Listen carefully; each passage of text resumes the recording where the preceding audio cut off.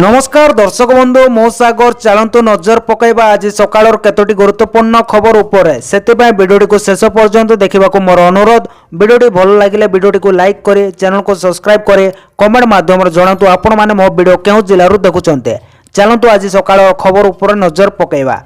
प्रथम खबर देखो आसला बड़ खबर राज्यवासी खुशी खबर राज्य में खोल राज्य में खूब शीघ्र ह्विट वेब सेंटर खोलिबे सरकार एने राजस्व मंत्री सुरेश पूजारी सूचना देइचंती। आगो को ग्रीष्म प्रभाव बढ़िबो ह्विट वेब सेंटर खोलिबार अछि। बात्या बन्या आश्रयस्थली भली यह खोलाजिबो लोके उपकृत हेबे बोली से कहिसंती। जेउटी अधिक ह्विट वेब सेटा प्रथम पर्यायर सेंटर हबो बोली मंत्री पूजारी कहिसंती बोली खबर मिलिछि। परवर्ती खबर देखो आसला बड़ खुशी खबर श्रमिक दिवस रे मुख्यमंत्री को बड़ घोषणा बढ़िला। श्रमिक दिवस मुख्यमंत्री मोहन चरण माझी को एक बड़ घोषणा कर मुख्यमंत्री श्रमिक हित को दृष्टि रखी दैनिक मजूरी वृद्धि कर अणकुशली श्रमिकों दैनिक मजूरी 472 टंका को वृद्धि अर्धकुशली श्रमिकों को मजूरी 522 एवं कुशली श्रमिकों मजूरी 572 टंका को वृद्धि कर अति कुशली श्रमिकों मजूरी 622 टंका वृद्धि कर घोषणा कर एप्रिल पहला पिछला भाव यह वर्धित मजूरी लागू होब बोली सूचना दिया द्वारा अणकुशली कुशली एवं अति कुशली श्रमिक उपकृत हेबे बोली खबर मिली। परवर्ती खबर देखो आसला बड़ खुशी खबर में तृतीय सप्ताह प्रकाश पाइब जुक्त 2 परीक्षा फल। ओडिशा रे शिक्षार्थी मानक पई बड़ अपडेट सामना को आसीचे। उच्च माध्यमिक शिक्षा परिषद पक्षरु चलितबा +2 परीक्षार मूल्यांकन प्राय शेष पर्यायर पहुंची। सूचना अनुसार आसंता मे मासर तृतीय सप्ताह सुधा +2 फल प्रकाश पाइब। वर्तमान पर्यंत 96% रु अधिक खाता देखा सरीथिबा बेले अवस्थित खाता शीघ्र शेष कराजिबो। राज्यर 151 मूल्यांकन केन्द्र रे 8343 जन अध्यापक ए कार्य रे लागि थिबा सूचना मिलिछि। मूल्यांकन अवधि अप्रैल 30 पर्यंत बढ़ा जायतिला एवं मे 1 रु फल प्रकाश पाई प्रस्तुति आरंभ हेबो। अन्यपटे मैट्रिक दशम परीक्षार फल आसंता मे 2 तारिख अपराह्न 4टार प्रकाश बोली खबर मिलिछि। परवर्ती खबर देखंतु आसिला बड़ खुशी खबर खूब शीघ्र हबो निगम बोर्ड घोषणा। बीजेपी राज्य सभापति मनमोहन सामल को सूचना। खूब शीघ्र हबो निगम बोर्ड घोषणा। जून 12 रे सरकार पूर्तिर 2 वर्ष पूर्व खूब शीघ्र हबो निगम बोर्ड घोषणा। जून 12 रे सरकार पूर्तिर 2 वर्ष पूर्व बाकी थिबा समस्त नियुक्ति शेष होबा निगम बोर्ड मध्य नियुक्ति हेबा। राज्यर 29 जिल्ला रे अकिल नियुक्ति शेष होईछि। केवल खोर्धा जिल्ला रे बाकी अछि ता मध्य खूब शीघ्र होईजिबो। एने सूचना देले राज्य बीजेपी सभापति तथा सांसद मनमोहन सामल। मंत्रिमंडल संप्रसारण नै केंद्रर नेता एवं आमे बसी चिंता करिबो कहिले मनमोहन सामल। जेतेबेले लागिबो सेतेबेले मंत्रिमंडल संप्रसारण कराजिबो। सकल पत्र जो प्रतिश्रुति दिया जाइतिला तार 80% काम करी सारिलुणी बोली कहिसंती राज्य बीजेपी सभापति। बाकी थिबा काम 2 वर्ष पूर्ति पूर्व शेष होबो बोली कहिसंती बोली खबर मिलिछि। परवर्ती खबर देखंतु आसिला बड़ खबर केन्दुझर वासी को 1330 कोटी रु अधिक टंकार प्रकल्प भेटी देले मुख्यमंत्री। केन्दुझर जिलार सामग्रिक विकास और गमनागमन व्यवस्था को विश्वस्तरीय करबा लक्ष्य मुख्यमंत्री मोहन चरण माझी बुधवार केन्दुझर स्टारे प्राय 1330 कोटी 24 लाख टंका व्यय अटकलर मोट 177 प्रकल्पर लोकार्पण भित्तिप्रस्तर स्थापन और नूतन घोषणा करिसंती बोली खबर मिलिछि। परवर्ती खबर देखंतु आसिला बड़ खबर जनगणना रे बाधा देले 3 वर्ष जेल सरकार को कड़ा सतर्कता। जनगणना रे बाधा सृष्टि कले 3 वर्ष पर्यंत जेल जनगणनाकारी सुरक्षा पाई जारी हैला एसओपी। राज्यर विभिन्न स्थान रे जनगणनाकारी ऊपर आक्रमण पर सेमानक सुरक्षा पाई राजस्व विपर्यय परिचालना विभाग पक्षरु एसओपी जारी होईछि। याको ठीक भाबे पालन करिबाको समस्त प्रमुख जनगणना अधिकारी तथा जिलापाल महानगर निगम कमिश्नर एवं पुलिस एसओपी मानको निर्देश दिया जायछि बोली खबर मिलिछि। परवर्ती खबर देखंतु आसिला बड़ खबर नवनियुक्त प्रार्थी को मुख्यमंत्री को 5 सूत्री गुरु मंत्र दुर्नीति रो दूरेइबा को परामर्श। नवनियुक्त प्रार्थी को मुख्यमंत्री को 5 सूत्री गुरु मंत्र राज्य सरकार को 7टी विभाग रो 4623 जन प्रार्थी को नियुक्ति पत्र बांटिचंती मुख्यमंत्री मोहन चरण माझी। दुर्नीति रो दूरे रहिबा समयानुवर्तिता सहनशीलता रक्षा नै परामर्श दैचंती मुख्यमंत्री कहिसंती आम सरकार कथारे नुहे कामरे विश्वास करते। 5 वर्ष 1.5 लाख नियुक्ति आमर लक्ष्य। गत 22 मास भितर 15टी नियुक्ति मेला होईछि। 44,000 रु अधिक नियुक्ति दिया जायछि। गणशिक्षा विभाग रो अधिक नियुक्ति दिया जायछि। गणशिक्षा विभाग रे 25,628 जन नियुक्ति देबारे सफल होईचंती सरकार। अधिक कर्मचारी रहिले विभाग गुड़िकर बजेट सठिक भावे खर्च होई परिबो बोली कहिसंती मुख्यमंत्री बोली खबर मिलिछि। परवर्ती खबर देखंतु आसिला बड़ खबर मे 15 रु 21 सीबीएसई रो 10म श्रेणी द्वितीय बोर्ड ପରୀକ୍ଷା ପ୍ରକାଶ ପାଇଲା। ସିବିଏସ୍ଇ ଦଶମ ଶ୍ରେଣୀ ଦ୍ୱିତୀୟ ବୋର୍ଡ ପରୀକ୍ଷା ତାରିଖ ମେ 15 ରୁ 21 ତାରିଖ ଯାଏଁ ଚାଲିବ। ପରୀକ୍ଷା ସକାଳ 10:30 ରୁ 1:30 ଯାଏଁ ଚାଲିବ। ପରୀକ୍ଷା ଚଳିତ ବର୍ଷ ପ୍ରଥମ ଥର ସିବିଏସ୍ଇ ପକ୍ଷରୁ ଦ୍ୱିତୀୟ ବୋର୍ଡ ପରୀକ୍ଷା ନିଷ୍ପତ୍ତି ନିଆଯାଇଛି। ଏହା ପୂର୍ବରୁ ବୋର୍ଡ ପ୍ରଥମ ପରୀକ୍ଷା ଶେଷ ହୋଇଯାଇଛି, ଯାହାର ଫଳାଫଳ ମଧ୍ୟ ପ୍ରକାଶ ପାଇସାରିଛି। ଏ ବର୍ଷ ମଧ୍ୟ ଅନେକ ଭଲ ରେଜଲ୍ଟ ମଧ୍ୟ ଛାତ୍ରଛାତ୍ରୀ ମାନେ ରଖିଛନ୍ତି ବୋଲି ଖବର ମିଳିଛି। ପରବର୍ତ୍ତୀ ଖବର ଦେଖନ୍ତୁ, ଆସିଲା ବଡ ଖୁସି ଖବର। ଓମଫେଡ୍ ପକ୍ଷରୁ କ୍ଷୀର ଦର ବୃଦ୍ଧି, ଚାଷୀଙ୍କୁ ମିଳିବ ଅଧିକ ଆୟ। ଏଣିକି ଓମଫେଡ୍ କ୍ଷୀର ଚାଷୀଙ୍କୁ ଲିଟର ପିଛା ମିଳିବ ଅଧିକ 1 ଟଙ୍କା। ମେ 1 ତାରିଖ ଶ୍ରମିକ ଦିବସରୁ ନୂଆ ଦର ଲାଗୁ ହୋଇଛି। ଦୁଗ୍ଧ ଚାଷୀଙ୍କ ଆର୍ଥିକ ଉନ୍ନତି ପାଇଁ ଓମଫେଡ୍ ପକ୍ଷରୁ ଏହି ନିଷ୍ପତ୍ତି ନିଆଯାଇଛି। ପୂର୍ବରୁ ଚାଷୀଙ୍କୁ କ୍ଷୀର ଲିଟର ପିଛା 38 ଟଙ୍କା 5 ପଇସା ମିଳୁଥିଲା। ଏବେ ସେମାନଙ୍କୁ ଟଙ୍କାଟେ ବଢି 39 ଟଙ୍କା 5 ପଇସା ମିଳିବ। ଦୁଗ୍ଧ ଚାଷୀଙ୍କୁ ଆର୍ଥିକ କ୍ଷେତ୍ରରେ ସଶକ୍ତ କରିବା ପାଇଁ ଓମଫେଡ୍ ପକ୍ଷରୁ ପ୍ରୟାସ ଜାରି ରହିଛି। ଅନ୍ୟପଟେ ଘାସ, ଚାରା, ପିଡିଆ, ଗୋଖାଦ୍ୟ, ମେଡିସିନ ଆଦି ଖର୍ଚ୍ଚର ବୃଦ୍ଧି ଦୁଗ୍ଧ ଉତ୍ପାଦନରେ ପ୍ରଭାବ ପକାଉଥିବା ଲକ୍ଷ୍ୟ କରି ଓମଫେଡ୍ କ୍ଷୀର କିଣିବା ମୂଲ୍ୟର ବୃଦ୍ଧି କରିଛି। ଫଳରେ ରାଜ୍ୟର 3 ଲକ୍ଷ ଓମଫେଡ୍ ଦୁଗ୍ଧ ଚାଷୀ ଉପକୃତ ହେବେ ବୋଲି ଖବର ମିଳିଛି। ପରବର୍ତ୍ତୀ ଖବର ଦେଖନ୍ତୁ, ଆସିଲା ବଡ ଖବର। ପ୍ରଦୂଷଣ ରୋକିବା ପାଇଁ ମୁଖ୍ୟମନ୍ତ୍ରୀଙ୍କ ବଡ ନିଷ୍ପତ୍ତି। ଦିଲ୍ଲୀ ମୁଖ୍ୟମନ୍ତ୍ରୀ ରେଖା ଗୁପ୍ତା ବୁଧବାର ଦିନ ବଡ ଘୋଷଣା କରିଛନ୍ତି। ଯାନବାହନ ଦ୍ୱାରା ହେଉଥିବା ବାୟୁ ପ୍ରଦୂଷଣକୁ ରୋକିବା ପାଇଁ କଠୋର ପଦକ୍ଷେପ ନିଆଯିବ ବୋଲି କହିଛନ୍ତି। ଦିଲ୍ଲୀ ସରକାରଙ୍କ ଅନୁଯାୟୀ ଜାତୀୟ ରାଜଧାନୀର କୌଣସି ପେଟ୍ରୋଲ ପମ୍ପରେ ବୈଧ ପ୍ରଦୂଷଣ ପ୍ରମାଣପତ୍ର ପିୟୁସି ପ୍ରମାଣପତ୍ର ନଥିବା ଯାନଗୁଡ଼ିକୁ ଆଉ ପେଟ୍ରୋଲ କିମ୍ବା ଡିଜେଲ ଯୋଗାଇ ଦିଆଯିବ ନାହିଁ। ଏହି ପରିପ୍ରେକ୍ଷୀରେ ମୁଖ୍ୟମନ୍ତ୍ରୀ ରେଖା ଗୁପ୍ତା କହିଛନ୍ତି ଯେ ଯାନବାହନ ପ୍ରଦୂଷଣ ଉପରେ ଲଗାମ ଲଗାଇବା ଏବଂ ଦିଲ୍ଲୀରେ ବାୟୁ ଗୁଣବତ୍ତା ଉନ୍ନତ କରିବା ପାଇଁ ଏହି ନିୟମ ସ୍ଥାୟୀ ଭାବରେ କାର୍ଯ୍ୟକାରୀ କରାଯିବ। ସେ କହିଥିଲେ ଯେ ଦିଲ୍ଲୀର ବାସିନ୍ଦାଙ୍କୁ ଏକ ସ୍ୱଚ୍ଛ ଏବଂ ସୁସ୍ଥ ପରିବେଶ ଯୋଗାଇବା ପାଇଁ ସରକାର ସମ୍ପୂର୍ଣ୍ଣ ପ୍ରତିବଦ୍ଧ। ସରକାର ସ୍ପଷ୍ଟ କରିଛନ୍ତି ଯେ ବାୟୁ ପ୍ରଦୂଷଣର ଗମ୍ଭୀର ସମସ୍ୟାର ମୁକାବିଲା ପାଇଁ ଏପରି କଠୋର ପଦକ୍ଷେପ ନେବା ଜରୁରୀ ହୋଇପଡ଼ିଛି ବୋଲି ଖବର ମିଳିଛି। ପରବର୍ତ୍ତୀ ଖବର ଦେଖନ୍ତୁ, ଆସିଲା ବଡ ଖବର। ମାସ ଆରମ୍ଭରୁ ଲାଗିଲା ଶକ୍ତ ଝଟକା। 19 କେଜି ସିଲିଣ୍ଡର ସହ ଅଚାନକ ବଢିଗଲା 5 କେଜି ସିଲିଣ୍ଡର ଦାମ। ଏବେ ଦର ଏତେ। ମେ ମାସର ଆରମ୍ଭ ସାଧାରଣ ଲୋକଙ୍କ ପାଇଁ ମୁଦ୍ରାସ୍ଫୀତିର ଏକ ବଡ ଝଟକା ଆଣିଛି। ଆଜି ସକାଳେ ବାଣିଜ୍ୟିକ ଗ୍ୟାସ ସିଲିଣ୍ଡରର ମୂଲ୍ୟରେ ପ୍ରାୟ 1000 ଟଙ୍କା ବୃଦ୍ଧି ପାଇଛି। ଏହାପରେ ଏବେ ଛୋଟୁ ଅର୍ଥାତ୍ 5 କିଲୋଗ୍ରାମ ଏଲପିଜି ସିଲିଣ୍ଡର ଦର ମଧ୍ୟ ପରିବାର ବଜେଟକୁ ଅସ୍ଥିର କରିଦେଇଛି। ସୂତ୍ର ଅନୁସାରେ 5 କିଲୋଗ୍ରାମ ସିଲିଣ୍ଡରର ମୂଲ୍ୟ ୟୁନିଟ୍ ପ୍ରତି 261 ଟଙ୍କା ବୃଦ୍ଧି ପାଇଛି। ମୁଦ୍ରାସ୍ଫୀତିର ଏହି ଦ୍ୱିଗୁଣିତର ଦର ସିଧାସଳଖ ଦୈନିକ ରୋଜଗାର କରୁଥିବା ଏବଂ ହାତ ପାହାନ୍ତାରେ ପହଞ୍ଚୁଥିବା ଲୋକଙ୍କ ପକେଟକୁ ପ୍ରଭାବିତ କରୁଛି। ମୂଲ୍ୟରେ ଏହି ଅବାଧ ବୃଦ୍ଧି ପରେ 5 କିଲୋଗ୍ରାମ ସିଲିଣ୍ଡରର ମୂଲ୍ୟ ଏବେ ଆକାଶ ଛୁଆଁ ହୋଇଛି। ରିପୋର୍ଟ ଅନୁସାରେ ଗତକାଲି ପର୍ଯ୍ୟନ୍ତ 549 ଟଙ୍କା ମୂଲ୍ୟର ବିକ୍ରି ହେଉଥିବା ଏକ ସିଲିଣ୍ଡର ମୂଲ୍ୟ ଏବେ 810 ଟଙ୍କା ହୋଇଛି। ଅର୍ଥାତ୍ 261 ଟଙ୍କା ବୃଦ୍ଧି କ୍ଷୁଦ୍ର ଗ୍ରାହକଙ୍କ ପାଇଁ ଏକ ବଡ ଝଟକା। ଆଜି ସକାଳେ 19 କିଲୋଗ୍ରାମ ବାଣିଜ୍ୟିକ ସିଲିଣ୍ଡରର ମୂଲ୍ୟ 993 ଟଙ୍କା ବୃଦ୍ଧି କରାଯାଇଛି। ଫଳସ୍ୱରୂପ ଦିଲ୍ଲୀରେ ଏକ ବାଣିଜ୍ୟିକ ସିଲିଣ୍ଡରର ମୂଲ୍ୟ ଏବେ 3071.50 ଟଙ୍କା ହୋଇଛି, ଯାହା ପୂର୍ବରୁ 2078.50 ଟଙ୍କା ଥିଲା ବୋଲି ଖବର ମିଳିଛି। ପରବର୍ତ୍ତୀ ଖବର ଦେଖନ୍ତୁ, ଆସିଲା ବଡ ଖବର। ଖରା ଛୁଟିରେ ସମର ଲର୍ଣ୍ଣିଂ, ଘରେ ପିଲା ପଢିବେ ପାଠ। ପ୍ରଚଣ୍ଡ ଗ୍ରୀଷ୍ମ ପ୍ରଭାବକୁ ଦୃଷ୍ଟିରେ ରଖି ଆଜିଠାରୁ ପିଲାମାନଙ୍କ ପାଇଁ ଖରା ଛୁଟିରେ କିପରି ଛାତ୍ରଛାତ୍ରୀମାନେ ପାଠ ପଢାରୁ ବଞ୍ଚିତ ନ ହେବେ ସେଥିପାଇଁ ଗଣଶିକ୍ଷା ବିଭାଗ ସମର ଲର୍ଣ୍ଣିଂ କାର୍ଯ୍ୟକ୍ରମ ଆରମ୍ଭ କରିଛନ୍ତି। ଅର୍ଥାତ୍ ପିଲାମାନେ ଘରେ ବସି ହ୍ୱାଟ୍ସଆପ୍ ମାଧ୍ୟମରେ ପାଠ ପଢିପାରିବେ। ସରକାରଙ୍କ ଏହି ନିଷ୍ପତ୍ତିକୁ ବିଭିନ୍ନ ମହଲରେ ସ୍ୱାଗତ କରାଯାଇଛି। ଅପହଞ୍ଚ ଇଲାକାରେ ନେଟୱାର୍କ ନଥିବାରୁ ଅନଲାଇନ ପାଠପଢାକୁ ନେଇ ସମସ୍ୟାର ସମ୍ମୁଖୀନ ହୋଇଛନ୍ତି ଛାତ୍ରଛାତ୍ରୀ ବୋଲି ଖବର ମିଳିଛି। ପରବର୍ତ୍ତୀ ଖବର ଦେଖନ୍ତୁ, ଆସିଲା ବଡ ଖବର। ଭଉଣୀଙ୍କ କଙ୍କାଳକୁ ନେଇ ବ୍ୟାଙ୍କ ଆସିଥିବା ଜିତୁଙ୍କ ଆକାଉଣ୍ଟକୁ ଆସିଲା 10 ଲକ୍ଷ। ମୃତ ଭଉଣୀଙ୍କ ସଞ୍ଚୟ ଟଙ୍କା ଉଠାଇବା ପାଇଁ ଶ୍ମଶାନରୁ ମୃତଦେହ ବାହାର କରିବା ଘଟଣା ସାରା ଦେଶରେ ଆଲୋଡ଼ନ ସୃଷ୍ଟି କରିଛି। ଏହି ଘଟଣା ବର୍ତ୍ତମାନ ସବୁଠି ଆଲୋଚନାର ବିଷୟ। ଏହି ସମୟରେ ଫିଜିକ୍ସ ବାଲା ପିଡବ୍ଲ୍ୟୁ ଏବଂ ବିଶ୍ୱବିଦ୍ୟାଳୟର ସିଓ ଅଲୋକ ପାଣ୍ଡେ ଜିତୁ ମୁଣ୍ଡାଙ୍କୁ ସାହାଯ୍ୟ କରିବାକୁ ଆଗେଇ ଆସିଛନ୍ତି। ସେ ଜିତୁଙ୍କୁ ଅନଲାଇନରେ 10 ଲକ୍ଷ ଟଙ୍କା ଆର୍ଥିକ ସହାୟତା ପ୍ରଦାନ କରିଛନ୍ତି। ଏହା ବ୍ୟତୀତ 2 ପୂର୍ବତନ କଂଗ୍ରେସ ପିସିସି ସଭାପତି ମଧ୍ୟ ବ୍ୟାଙ୍କ ପରିଦର୍ଶନ କରି ଜିତୁ ମୁଣ୍ଡାଙ୍କୁ 24,000 ଟଙ୍କା ସହାୟତା ପ୍ରଦାନ କରିଥିଲେ ବୋଲି ଖବର ମିଳିଛି। ପରବର୍ତ୍ତୀ ଖବର ଦେଖନ୍ତୁ, ଆସିଲା ବଡ ଖବର। କ୍ରେଡିଟ୍ କାର୍ଡରୁ ଅଧିକ ଖର୍ଚ୍ଚ କରୁଥିଲେ ସାବଧାନ, ଆସିପାରେ ଟ୍ୟାକ୍ସ ନୋଟିସ। ଯଦି କେହି କ୍ରେଡିଟ୍ କାର୍ଡକୁ କେବଳ ଛୋଟ ଛୋଟ ଖର୍ଚ୍ଚ ପାଇଁ ବ୍ୟବହାର ନ କରି ବଡ ପେମେଣ୍ଟ ପାଇଁ ବ୍ୟବହାର କରୁଥାନ୍ତି, ତାହେଲେ ଏ ଖବର ସେମାନଙ୍କ ପାଇଁ। ଏପରି ବ୍ୟକ୍ତି ଇନକମ ଟ୍ୟାକ୍ସ ଡିପାର୍ଟମେଣ୍ଟ ରାଡାରରେ ଆସିପାରନ୍ତି, କାରଣ ଆୟକର ବିଭାଗ ଏବେ ହାଇ ଭ୍ୟାଲୁ ଟ୍ରାଞ୍ଜାକ୍ସନ ଉପରେ ପୂର୍ବାପେକ୍ଷା ଅଧିକ ନଜର ରଖୁଛି। ବିଶେଷ କରି କ୍ରେଡିଟ୍ କାର୍ଡରୁ ହେଉଥିବା ବଡ ଧରଣର ଖର୍ଚ୍ଚକୁ ନେଇ ଟ୍ୟାକ୍ସ ନୋଟିସ ଆସିବାର ଆଶଙ୍କା ରହିଛି ବୋଲି ଖବର ମିଳିଛି। ପରବର୍ତ୍ତୀ ଖବର ଦେଖନ୍ତୁ, ଆସିଲା ବଡ ଖବର। ଜୁନରେ ମୋଦି ଟ୍ରମ୍ପ ଭେଟଘାଟ ଦୀର୍ଘ 16 ମାସ ପରେ ସାମ୍ନାସାମ୍ନି ହେବେ ଦୁଇ ଦେଶର ମହାନାୟକ। ଜୁନ୍ ମାସରେ ପ୍ରଧାନମନ୍ତ୍ରୀ ନରେନ୍ଦ୍ର ମୋଦି ଏବଂ ଆମେରିକା ରାଷ୍ଟ୍ରପତି ଡୋନାଲ୍ଡ ଟ୍ରମ୍ପଙ୍କ ମଧ୍ୟରେ ଏକ ବୈଠକ ହେବାର ସମ୍ଭାବନା ଅଛି। ପ୍ରଧାନମନ୍ତ୍ରୀ ମୋଦି ଏବଂ ରାଷ୍ଟ୍ରପତି ଟ୍ରମ୍ପ G7 ଶିଖର ସମ୍ମିଳନୀରେ ଅଂଶଗ୍ରହଣ କରିବା ପାଇଁ ଫ୍ରାନ୍ସ ଯିବେ। ଏହି ବୈଠକ ପାଇଁ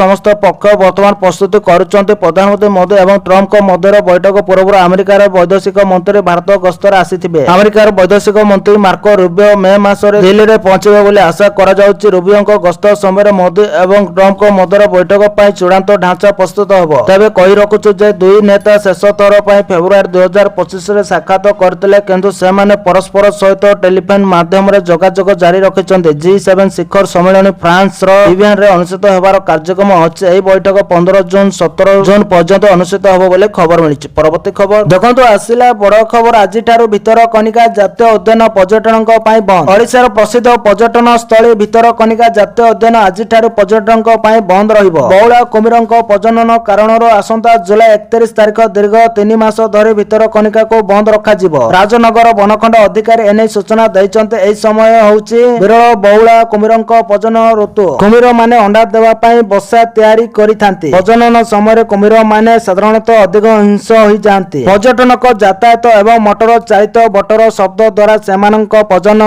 ପ୍ରକ୍ରିୟାରେ ବାଧା ସୃଷ୍ଟି ହେବାର ଆଶଙ୍କା ଥାଏ। ଭିତରକନିକା ମଧ୍ୟକୁ ପ୍ରବେଶ ପାଇଁ ଥିବା ସମସ୍ତ ମୁଖ୍ୟ ଦ୍ୱାର ଯଥା ଡାଙ୍ଗମାଳ, ଗୁପ୍ତି ଓ ଖୋଲା ଦେଇ ପର୍ଯ୍ୟଟକମାନେ ଭିତରକୁ ଯାଇପାରିବେ ନାହିଁ। ଏହି 3 ମାସ ପାଇଁ ବନ ବିଭାଗ ପକ୍ଷରୁ ସୁରକ୍ଷା ବ୍ୟବସ୍ଥାକୁ ମଧ୍ୟ କଡ଼ାକଡ଼ି କରାଯାଇଛି ବୋଲି ଖବର ମିଳିଛି। ପରବର୍ତ୍ତୀ ଖବର ଦେଖନ୍ତୁ, ଆସିଲା ବଡ଼ ଖବର। ନଗର ଉନ୍ନୟନ ବିଭାଗର ବଡ଼ ନିଷ୍ପତ୍ତି। ଆଉ ନଷ୍ଟ ହେବନି ଡ୍ରେନ୍ ପାଣି। ଆଉ ନଷ୍ଟ ହେବନି ଡ୍ରେନ୍ ପାଣି, କାମରେ ଲାଗିବ ନର୍ଦ୍ଦମା ଜଳ। ନାଳ ନର୍ଦ୍ଦମାର ଦୂଷିତ ଜଳକୁ ବିଶୋଧନ କରାଯାଇ ପୁନଃ ବ୍ୟବହାର ଯୋଗ୍ୟ କରାଯିବ। ଏନେଇ ସୂଚନା ଦେଇଛନ୍ତି ନଗର ଉନ୍ନୟନ ମନ୍ତ୍ରୀ କୃଷ୍ଣଚନ୍ଦ୍ର ମହାପାତ୍ର। ଜଳ ସଙ୍କଟକୁ ଦୃଷ୍ଟିରେ ରଖି ନଗର ଉନ୍ନୟନ ବିଭାଗ ପକ୍ଷରୁ ଏହି ପଦକ୍ଷେପ ନିଆଯାଇଛି। ନର୍ଦ୍ଦମା ଜଳକୁ କୃଷି, ଅଗ୍ନିଶମ ଓ ଶିଳ୍ପ କ୍ଷେତ୍ରରେ ବ୍ୟବହାର କରାଯିବ। ସହରାଞ୍ଚଳର ପୁଷ୍କରିଣୀ ପୁନରୁଦ୍ଧାର ହୋଇ ସୌନ୍ଦର୍ଯ୍ୟକରଣ କରାଯିବ।